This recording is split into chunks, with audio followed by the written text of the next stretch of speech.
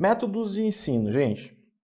Bom, então, são determinados por essa relação objetivo-conteúdo, né? Então, a gente tem aqui, nós definimos objetivos.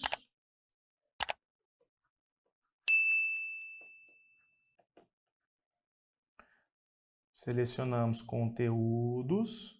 Existem os critérios para a seleção dos conteúdos, né? Porque eu não vou ensinar qualquer coisa, eu não vou separar ali, selecionar de qualquer jeito, então eu respeito os critérios. Então, a finalidade, o para que ensinar, enfim, o que eu vou ensinar e agora o como eu vou ensinar. Então, na sequência, vem os métodos. São coisas diferentes? São, porém estão interrelacionados, não é? Estão interrelacionados. Algumas questões, de repente, podem dizer que eles são elementos ou componentes isolados, não. Então, os métodos são determinados por essa relação aqui, principalmente, ó. Os métodos são determinados por essa relação, pela relação objetivos-conteúdos. Em decorrência dessa relação, nós vamos definir métodos. Então, é o como o processo de ensino deve acontecer. Libânio aqui, ó, diz: métodos de ensino, conjunto de ações, passos, condições externas e procedimentos que o professor utiliza intencionalmente para dirigir e estimular o processo de ensino em função da aprendizagem dos alunos. O intencionalmente diz muita coisa, porque o professor poderia falar assim, eu vou pegar um método qualquer porque eu tenho que dar o conteúdo.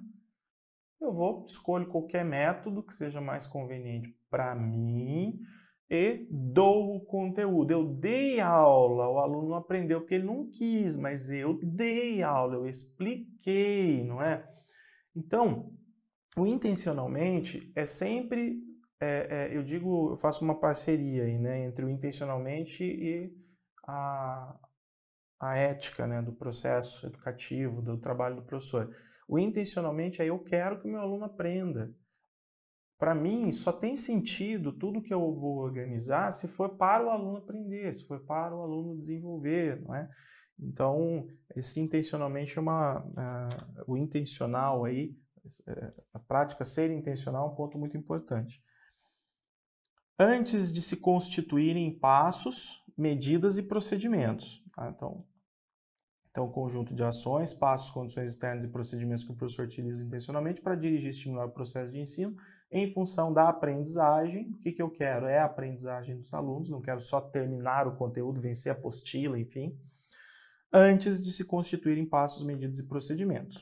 Daí continua, né? Desculpem. Antes de se constituírem passos, medidas e procedimentos, os métodos de ensino se fundamentam em um método de reflexão e ação sobre a realidade educacional. Por quê? Porque eu não escolho simplesmente hoje eu estou aqui na minha garagem, eu vou de Ferrari ou vou de Mercedes para balada. Aqui depende muito do quê? Do contexto. Então, eu vou escolher métodos e é importante que o professor tenha recursos, né? É importante que ele tenha recursos. Então, eu vou escolher um método adequado para uma situação específica. Então, vem aquelas perguntas, né? O que eu vou ensinar? Para quem eu vou ensinar? Como que eu faço para incluir o aluno? Como que está essa questão da heterogeneidade, as necessidades, as expectativas e tudo mais. Sobre a lógica interna e as relações entre os objetos, fatos e problemas dos conteúdos de ensino. Aqui é uma coisa interessante também, porque a escolha do método leva em consideração o sujeito? Leva. Quem é o meu aluno, para quem eu vou ensinar? O contexto, sim. Mas leva em consideração também a disciplina, porque eu tenho uma parte geral dos métodos, que serve para ensinar qualquer disciplina, mas eu tenho também uma parte específica. Então, as disciplinas acabam tendo alguns procedimentos. Procedimento não é sinônimo de método, a gente já vai falar disso, mas as disciplinas acabam tendo a sua própria metodologia e alguns procedimentos que são mais convenientes para trabalhar seus conteúdos. Então, eu olho também para a disciplina, né? Qual é a disciplina, o assunto. E, obviamente, que a gente olha também para o conteúdo. Então, dependendo do conteúdo, eu vou para um lado, dependendo do conteúdo, eu utilizo outro tipo de recurso. Tudo isso influencia na escolha do método, de modo a vincular a todo momento o processo de conhecimento e atividade prática humana no mundo. Aqui existe uma definição entre estratégia, método, técnica e procedimentos. Estratégia vem lá do militarismo, né? Estratégia, 06, lembra? 06 está dormindo, não sei se era o 06, mas alguém estava dormindo, teve que segurar uma granada depois. Então a estratégia vem disso, e é o quê? É a descrição, vamos voltar lá, é a descrição dos meios disponíveis para o professor atingir os objetivos específicos. Tá? Então, descrição de meios disponíveis é estratégia. Método é um roteiro geral para a atividade. Tá? Indica as grandes linhas de ação, o caminho que leva até certo ponto. Então, método e estratégia são coisas diferentes. Técnica, ó, é diferente. Olha lá a técnica. Então, aqui tem assim, técnica é a operacionalização do método. Se o professor escolher um método ativo, vou trabalhar com método ativo. Oh, legal. Então, qual é a técnica? Vamos trabalhar com dinâmica de grupos. Então, eu vou ver formas de organizar dinâmicas de grupo para trabalhar um método ativo. Tá? Então, método, roteiro geral para atividade. Técnica, eu vou operacionalizar a atividade para conseguir alcançar as finalidades desse método, atingir esse método. E os procedimentos, no caso, seriam descrição das atividades desenvolvidas pelo professor e das atividades desenvolvidas pelos alunos. Então, tudo que vai acontecer em termos de atividades, o que o professor vai fazer, o que os alunos vão fazer. Tudo isso, gente, está relacionado, todos esses aspectos aqui que nós vimos, estão relacionados ao como ensinar. A estratégia, o método, técnica, procedimentos, tudo isso está relacionado ao como ensinar. Um ponto importante, então, já que método não é procedimento, a gente, então, vê que método não se reduz a um conjunto de procedimentos, tá? Eu acho que eu tenho um espacinho melhor aqui, né? Então, método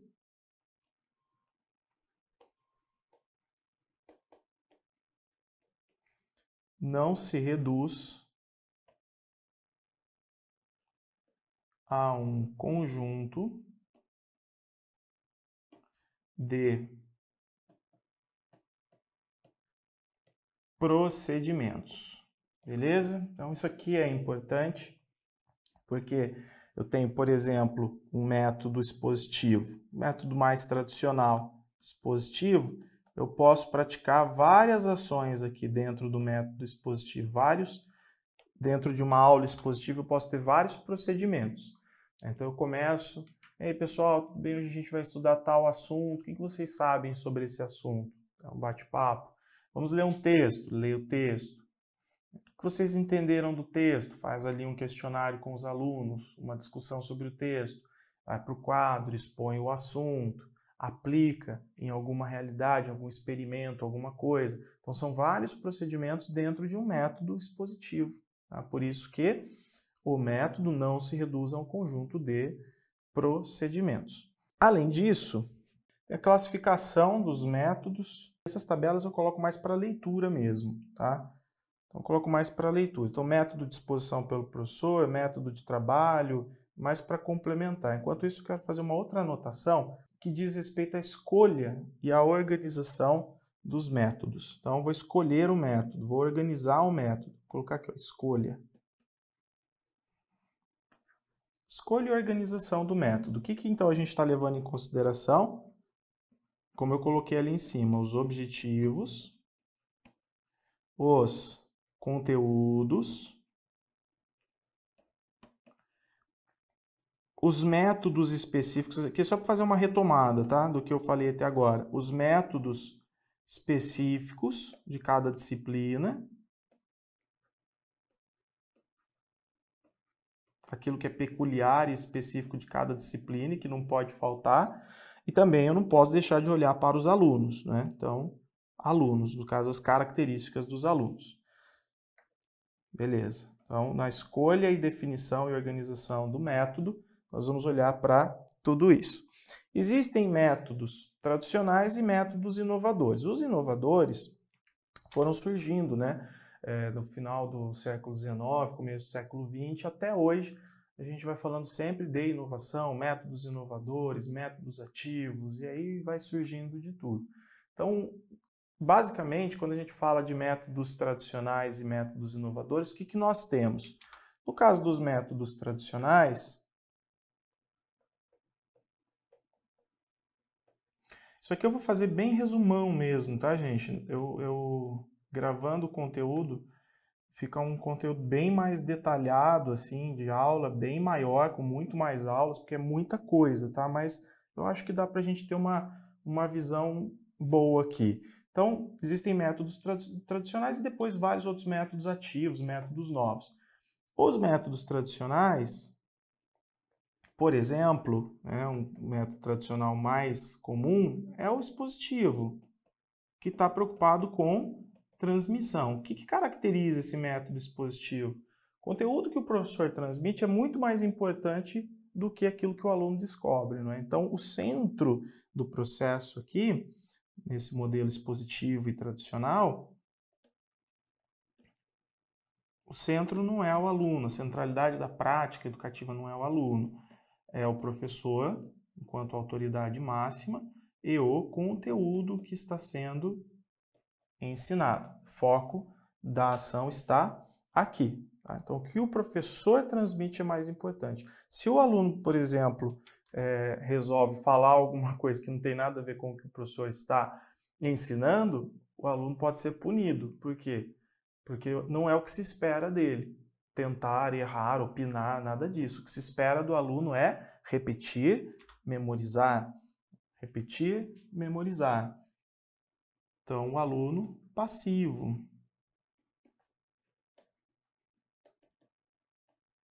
Repetição,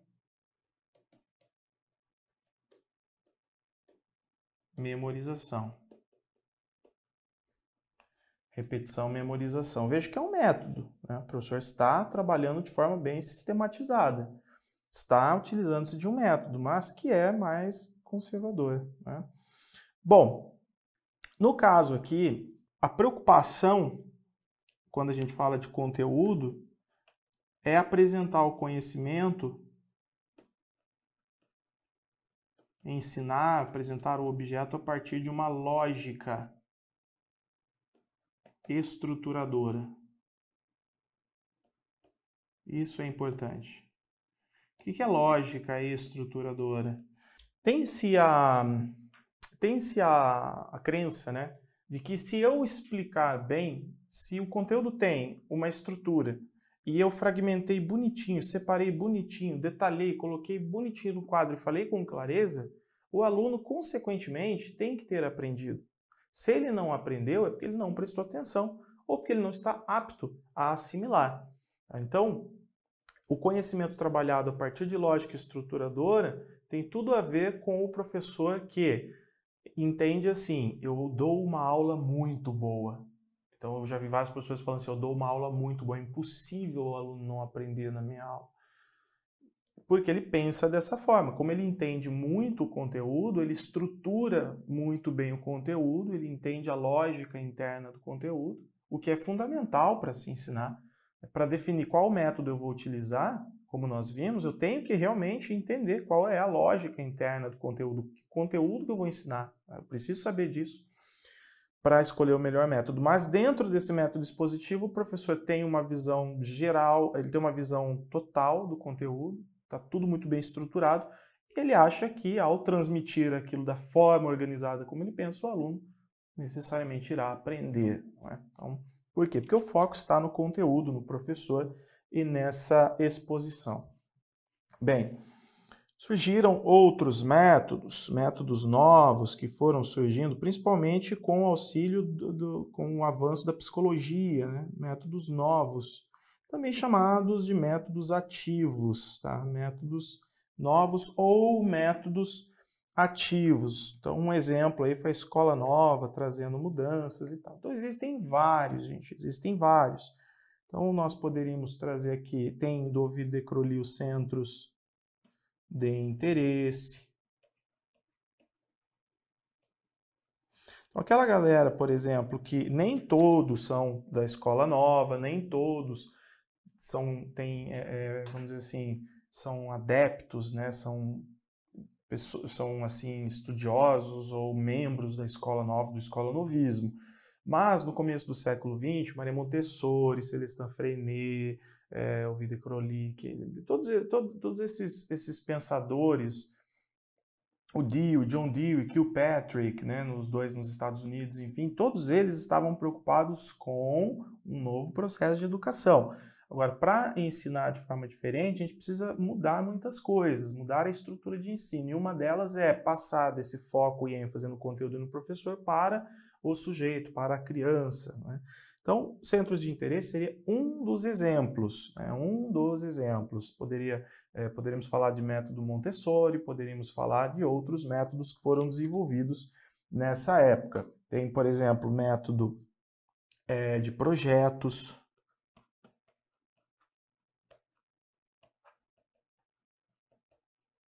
Método de projetos, tem método de solução de problemas.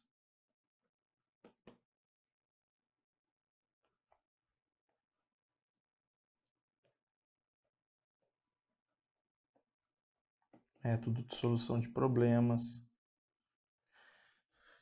Beleza? Então aqui o aluno é protagonista, né? Eu vou colocar etc. porque existem outros. Trabalho com sequências didáticas também. Então aqui, ó, o aluno é protagonista, ok? Aluno protagonista. Inclusive, o Sabala, ele chama esses dois aqui, de centros de interesse de projetos, de métodos globalizadores. Sabala. Métodos